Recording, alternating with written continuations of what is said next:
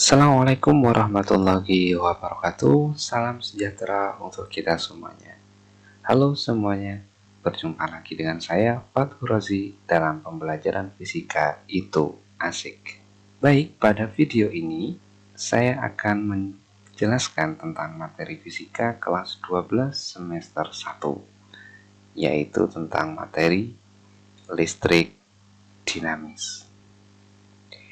Baik, pada listrik dinamis di kelas 12 ini, kompetensi dasar yang harus dikuasai oleh siswa yaitu siswa nantinya harus dapat menganalisis prinsip kerja peralatan listrik searah, yaitu DC atau bisa dikatakan direct current dalam kehidupan sehari-hari.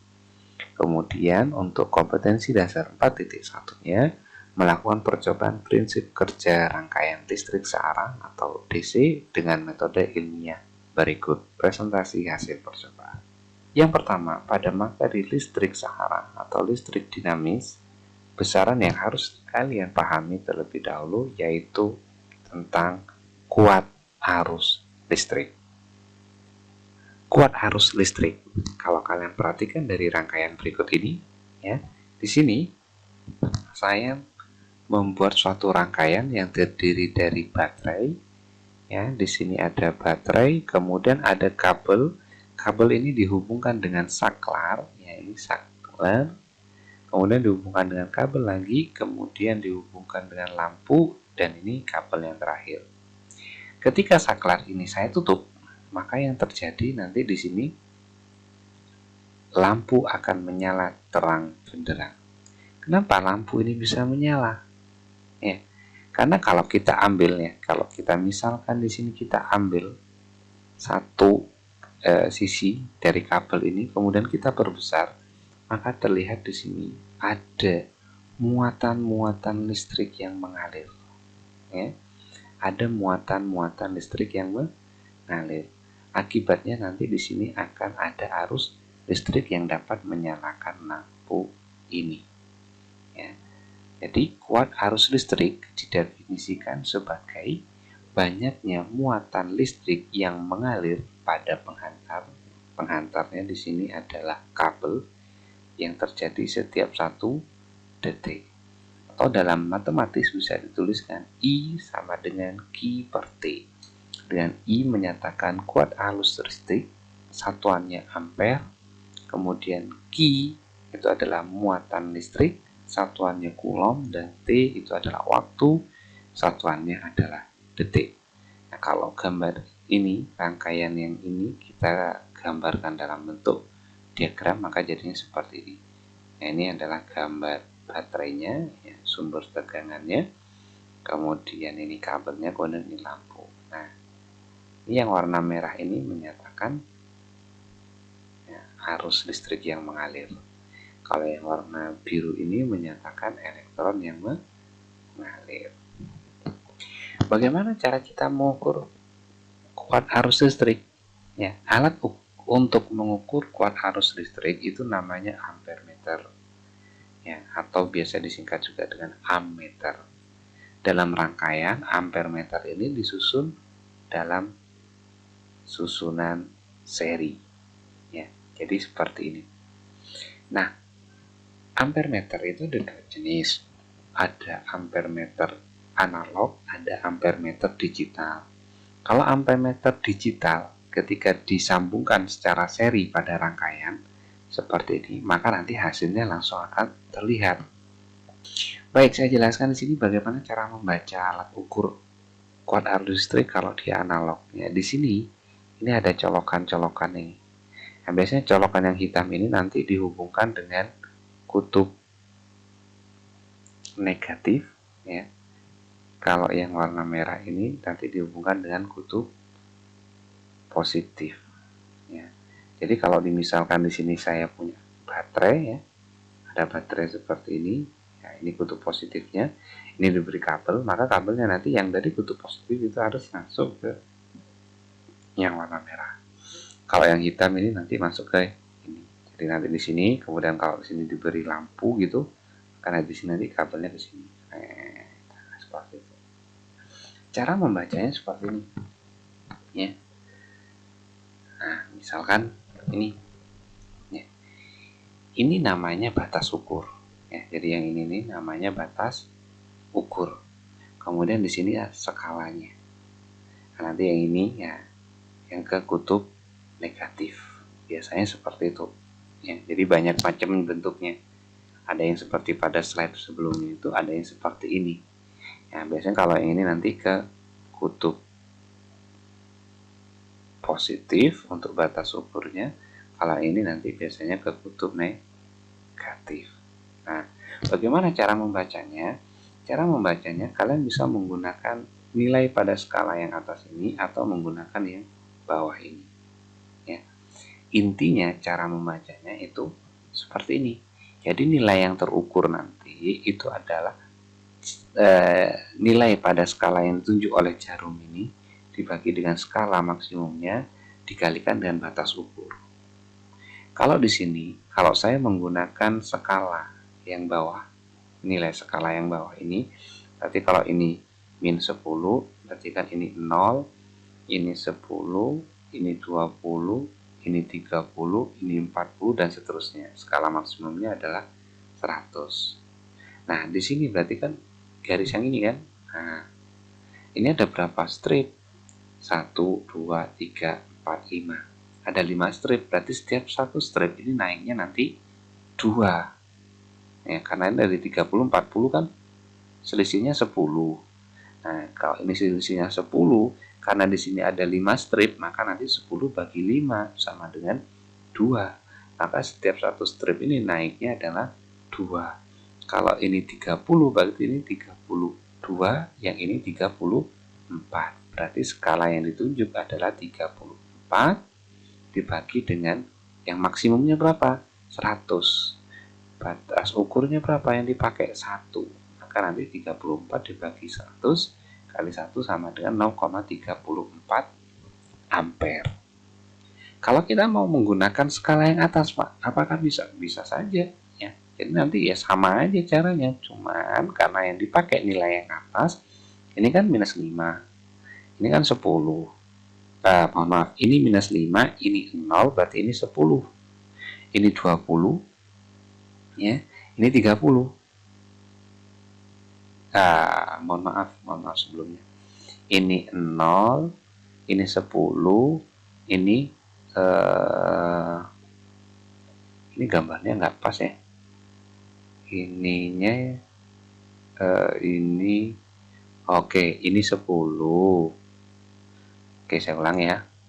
Saya ulang untuk kalau menggunakan skala yang nilai skala yang atas, saya hapus dulu biar kelihatan jelas ya. Kalau menggunakan skala yang atas, maka nanti ya cara membacanya ini minus 5, ini 0 ya, berarti di sini ini adalah 10. Yang ini adalah 20. Nah, berarti di sini kalau ini 0, ini ada berapa strip? 1, 2, 3, 4, 5, 6, 7, 8, 9, 10. Berarti nanti setiap stripnya ini naiknya 1. Berarti kalau di sini 10, berarti sampai sini 15. Berarti 16, 17. Jadi kalau menggunakan skala yang atas 17 dibagi dengan maksimumnya yaitu 50 dikalikan dengan yang batas ukurnya 1. 17 per 50 itu kan sama saja dengan 34 per 100. Sama saja nanti nilainya 0,34 ampere. Itu cara membaca. Kemudian berikutnya, ya, besaran yang harus kalian pahami pada materi listrik dinamis yaitu beda potensial. Ya, beda potensial itu didefinisikan sebagai energi yang diperlukan untuk memindahkan muatan listrik setiap waktu. Maaf, saya ulangi. Energi yang diperlukan untuk memindahkan muatan listrik tiap satu muatan. Ya. V sama dengan W per I.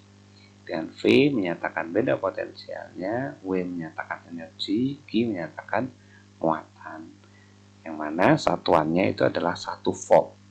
Jadi beda potensial itu volt sama dengan 1 joule per coulomb. Nah, untuk mengukur beda potensial, nah bedanya ini. Kalau tadi pada arus listrik, untuk mengukurnya, rangkaiannya itu kan ditaruh di tas ini kan, potong sininya gitu. Itu kalau arus listrik. Tapi kalau mengukur beda potensial, alatnya ini harus dirangkai secara paralel seperti ini. Ya, harus dirangkai secara paralel seperti ini. Skala yang ditunjuk dibagi dengan skala maksimum dikalikan batas ukurnya. Nah, kalau kita lihat di sini, saya pakai yang bawah ya. Ini 20 sampai sini, ini 40 sampai sini berarti 50 ya. Di sini 50 dengan 40, 50, 60, 70, 80 sampai 100. Berarti skala maksimumnya 100. Jadi nanti nilainya ya 50 dibagi dengan 100 ya kali batas ukurnya 1 sama dengan 0,5 volt. Nah, itu cara membacanya. Oke, berikutnya yaitu tentang hukum Ohm ya. Nah, misalkan seperti ini. Saya mempunyai rangkaiannya. Rangkaian di sini saya terdiri dari baterai, ada saklar, kemudian di sini saya ukur arusnya, kemudian saya ukur tegangan yang ada pada lampu ini. Pada saat satu baterai nyalanya seperti ini. Pada ampere meternya terlihat di sini arusnya yaitu 0,2 ampere. Kemudian voltnya yang karena satu baterai itu 1,2. Nah, bagaimana kalau saya tambahkan baterainya? Kira-kira kalau ditambahkan baterainya, otomatis kan nanti di sini sumber tegangannya kan semakin besar. Ya, nyala lampunya jelas nanti akan semakin besar. Jadi ketika dua baterai ini ditambah, ketika baterainya ini ditambah, otomatis nanti tegangannya akan bertambah. Nyalanya tambah terang, berarti di situ arusnya ternyata tambah juga. Kemudian saya tambahkan lagi baterainya. Saya tambahkan lagi menjadi 3. Kira-kira sumber tegangannya tambah besar? Pasti, ya, karena sumbernya dari sini, dari baterai. Tambah besar. Kalau tambah besar, maka nanti nyala lampunya juga akan semakin terang. Dan ternyata pada arusnya juga semakin bertambah. Ya, terlihat di sini bahwa semakin banyak baterainya, maka tegangannya akan semakin besar atau beda potensialnya akan semakin besar dan juga menyebabkan arus di sini yang mengalir pada rangkaian ini juga semakin besar. Nah, dari sini kan kita bisa melihat dari tabel itu hubungan antara tegangan listrik dengan arus ya, dengan syarat di sini lampunya tidak berubah. Ya. Jadi di sini lampunya tetap ya. Perlu kalian pahami dulu bahwa di sini lampu tetap tidak mengalami perubahan. Yang berubah adalah hanya jumlah baterai. Akibat jumlah baterai yang bertambah, maka nanti di sini arusnya juga semakin bertambah. Dari sini bisa kita buat grafik ya. Dari tabel ini kita buat grafik ya. Nah, terlihat di sini bahwa semakin besar nilai tegangannya, maka nanti arusnya juga akan semakin besar, sehingga bisa dituliskan V berbanding lurus dengan I dengan syarat nilai R-nya tetap. Ya. Sehingga dituliskan persamaannya sama menjadi V sama dengan I kalikan dengan R. Ya. Nah, kalau tadi kan antara tegangan sama arus. Nah, sekarang antara hambatan dengan arus. Kalau dibuat grafik nanti bentuknya seperti ini. Di sini menunjukkan bahwa ya, hambatan itu berbanding terbalik dengan arus. Kalau hambatannya semakin besar, maka arusnya akan semakin kecil. Tapi kalau hambatannya dia menurun, maka nanti arusnya akan semakin besar. Berarti di sini bahwa hambatan itu berbanding terbalik dengan arusnya. Ya. Sehingga dituliskan persamaan R sama dengan V per I atau V sama dengan I per R. Lah, persamaan ini dikenal dengan hukum Ohm. Ya, artinya apa? Ya, saya ulangi lagi bahwa hambatan itu berbanding terbalik dengan arus berbanding lurus dengan tegangan. Semakin besar tegangannya, maka nanti arusnya akan semakin besar. Hambatan itu apa sih? Apa sih yang mempengaruhi hambatan? Nah, di sini saya akan berikan suatu ilustrasi. Ada dua rangkaian A sama B. Nah, di situ ada kabelnya panjang, satunya pendek. Ketika dinyalain, ya, sakelat digabungkan jadi satu, yang terjadi di sini adalah ada perbedaan nyala. Ternyata yang kabelnya lebih pendek, nyalanya terang. Tapi kalau kabelnya lebih panjang, nyalanya lebih redup. Nah, dari sini kalau terang ini berarti kan ini arusnya besar. Ini arusnya besar. Ini arusnya kecil. Kenapa? Karena nyalanya redup. Arusnya besar, kabelnya. Nah, kalau arusnya besar, maka nanti kan R-nya kecil. Kalau arusnya kecil, maka R-nya kan besar. Nah, dari sini kita lihat. Karena arus dengan hambatan kan berbanding terbalik. Nah, berarti dari sini bisa kita lihat bahwa hambatan itu dipengaruhi oleh panjang. Jadi semakin besar panjangnya, maka nanti hambatannya semakin besar juga. Akibatnya nanti arus yang mengalir akan kecil. Nah, sekarang ini jenisnya yang saya bedakan. Yang ini aluminium, yang ini tembaga. Ternyata di sini ya, rangkaian dengan kabel tembaga menyalanya lebih terang. Berarti di sini hambatan itu juga dipengaruhi oleh jenis bahannya. Kalau tembaga semakin bagus, maka nanti hambatannya akan semakin kecil. Nah, sedangkan aluminium hambatannya besar, sehingga nyalanya redup seperti itu. Ya, jadi di sini yang mempengaruhi faktor hambatan adalah jenis bahannya. Kemudian yang terakhir, ini jenisnya sama, panjangnya sama, cuma ukurannya yang berbeda, luasnya. Ternyata ketika dinyalain, ya, yang lebar, luas penampangnya besar, ternyata lebih terang. Sedangkan yang kecil, dia lebih redup. Berarti di sini kan hambatan kawatnya ini, ya, berarti di sini hambatannya kecil. Kenapa hambatannya kecil? Karena arusnya besar. Kenapa arusnya besar? Karena nyalanya lebih terang. Yang ini kan nyalanya lebih redup, berarti arusnya kecil. Nah, berarti sini R-nya besar. Nah, berarti kan R-nya besar, luas penampangnya kecil, berarti kan berbanding terbalik.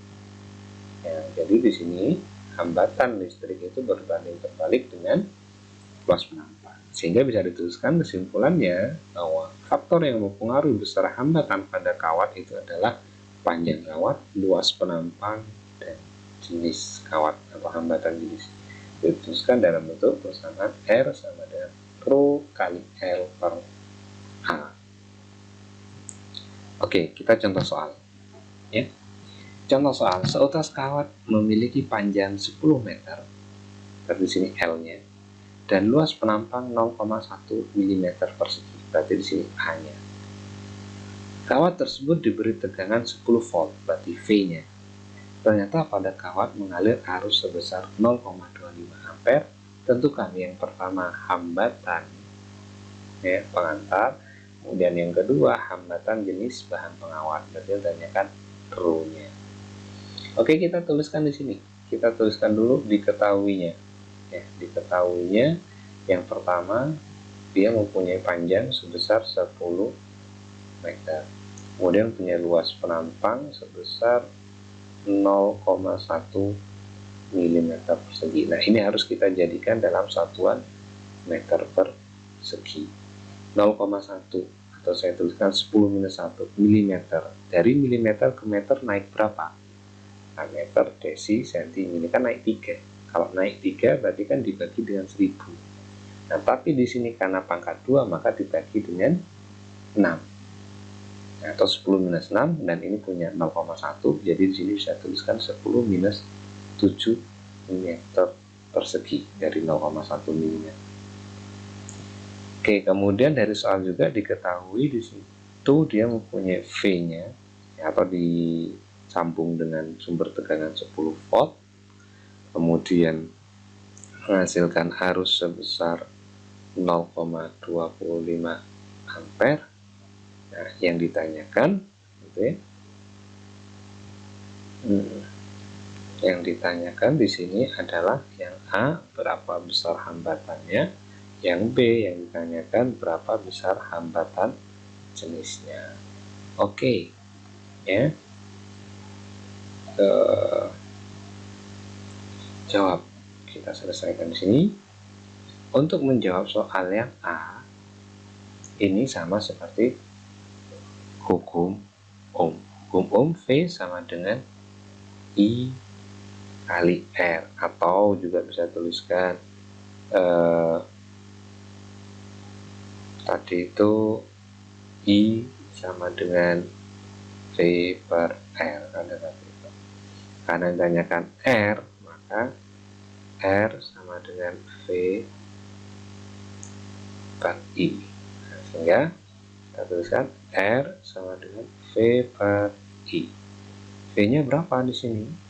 V-nya 10 volt. I-nya berapa? 0,25 ampere. Atau sama saja dengan ini kan bisa saya tuliskan 1000 per 25. Nah, ini kan maju 1, 2 naik ke atas. Jadi 1000 per 25, 100 dibagi 25 itu kan 4. Jadi sisanya nanti di sini 40 ohm. Ya, kemudian yang B, yang tanyakan hambatan jenis. Dari mana kita mendapatkan hambatan jenisnya?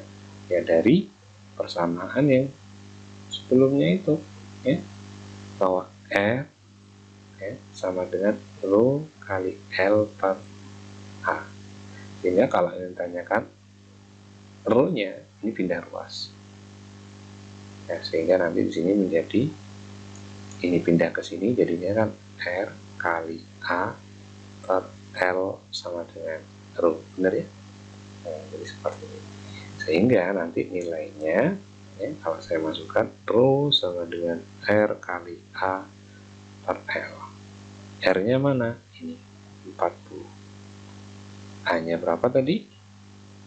Ini 10 minus 7 dibagi dengan L-nya, yaitu sebesar 10. Jadi coret sama dengan 4 kali 10 minus 7.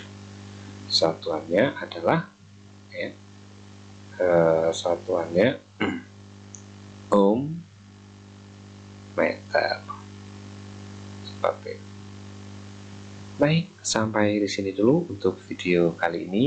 Saya berikan dalam beberapa video untuk materi listrik dinamis supaya tidak terlalu panjang.